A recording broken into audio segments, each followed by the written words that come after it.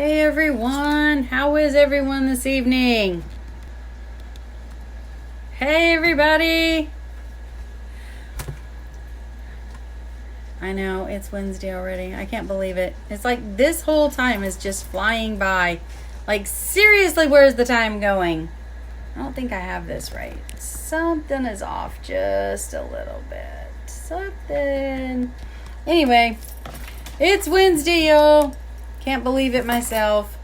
If any of you don't know me, my name is Jody, and I am a fibromyalgia warrior and a lupus warrior, and I am sharing my story with everyone. I've also lost quite a bit of weight recently, and I'm sharing my story on weight loss.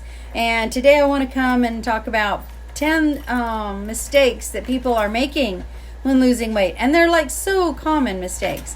You don't even realize a lot of these. Like, I didn't think about some of these, like totally just some of these blew my mind. But I did want to share some of these with you because there are mistakes that are, well, you don't think about it. You think you're doing the right thing when you're doing these. So there are things that you do all the time when you're trying to lose weight. So there are common mistakes. Number one, sometimes we're actually hindering our own progress because we follow misguided information, or we follow things that has worked for something or somebody else, and it isn't working for us. So there are things that maybe it's outdated advice, and so we try to get the most up-to-date advice in order to be able to lose weight effectively. If we focus on our scale weight, that can be very misguided, because sometimes the scale weight doesn't show us the muscle mass in comparison to the fat that we're actually trying to lose. So if we're focused on strictly on the scale weight, then that can be really a hindrance to us losing weight, because we might be going, oh my goodness, I'm not losing any weight. So, and we actually might be losing weight, but we actually might be losing fat and gaining muscle mass. So it's always good to take like a measure, and like you would for dresses and stuff like that, and measure our waist, because measure our thighs, things like that we're trying to lose weight in, because that's always a good way to tell whether we're actually losing inches, and maybe retoning our body so that we have muscle mass instead of actually losing just fat. You'll notice that sometimes when you're losing weight, that you start feeling like your clothes are fitting differently. Like they're looser in some areas, but they're actually maybe a little more snug in other areas.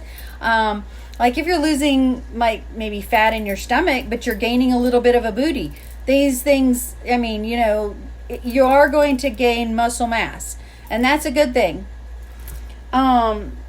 Also, water retention. If you're working out, you can have, you might be looking at the scale and think you're actually gaining weight, and you're not. It may be water retention or food that's not processing through your system.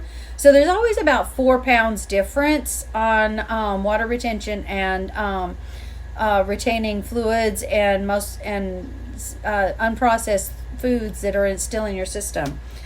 Also, you could be eating too many or too few of calories.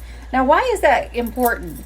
Because if you're eating too many calories, you can be actually hindering your weight loss. But if you're eating too few calories, you can hinder your weight loss, because then your body tends to hold on to your fat reserve, and then it won't lose that weight because your body is saying you're not eating enough to keep it going.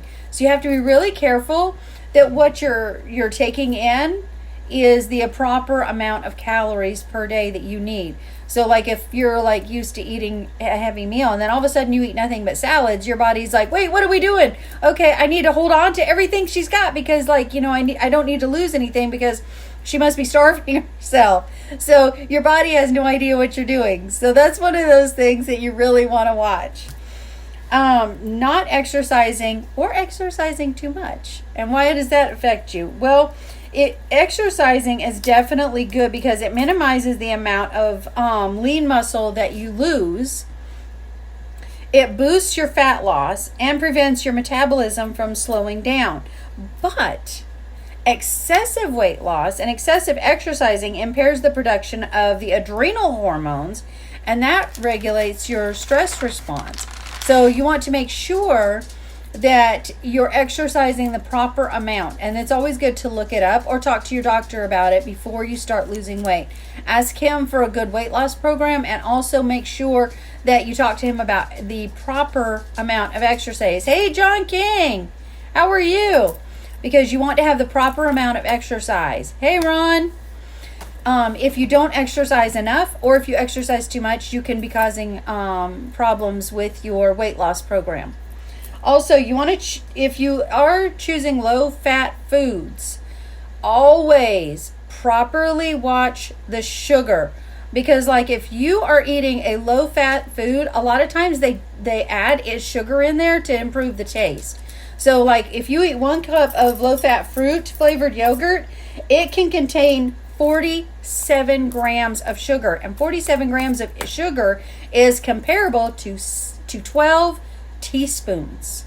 So if you're eating low-fat foods or low-calorie foods, you got to really watch the sugar and make sure that they're not adding a whole bunch of sugar, because then your body will be like you're still hungry, so then you start eating more, and that isn't going to help your weight loss at all.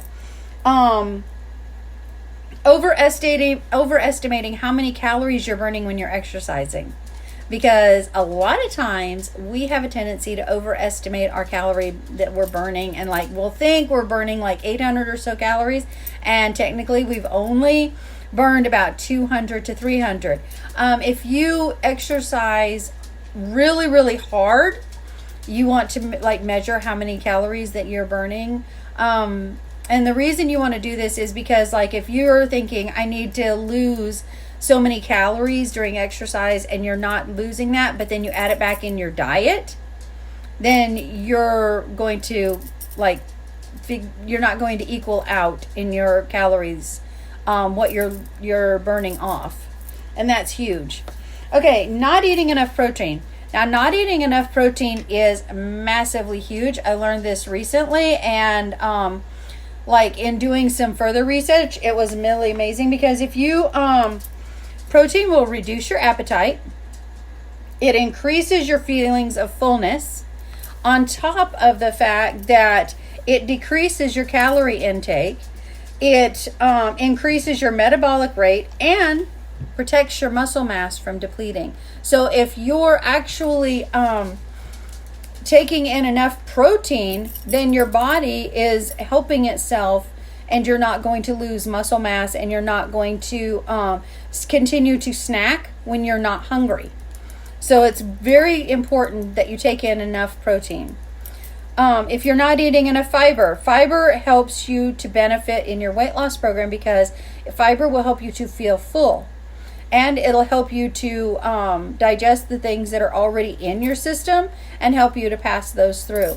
And that is huge, because you want to make sure that the fiber that you're eating is the good type of fiber, but it's also helping you to clean out your system, but it'll also help you to feel more full. But it'll be a good feeling of full, not an empty feeling of like a low-calorie food that you'll just pass through in just no time, and then you'll go back to being hungry again.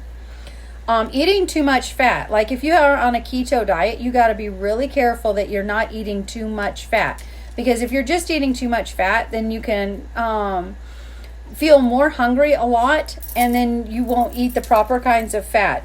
Dieting can cause you to not stop eating, because your body is thinking you're in a starvation mode, so then you want to eat more. So you got to make sure that you're eating not too much excessive fats.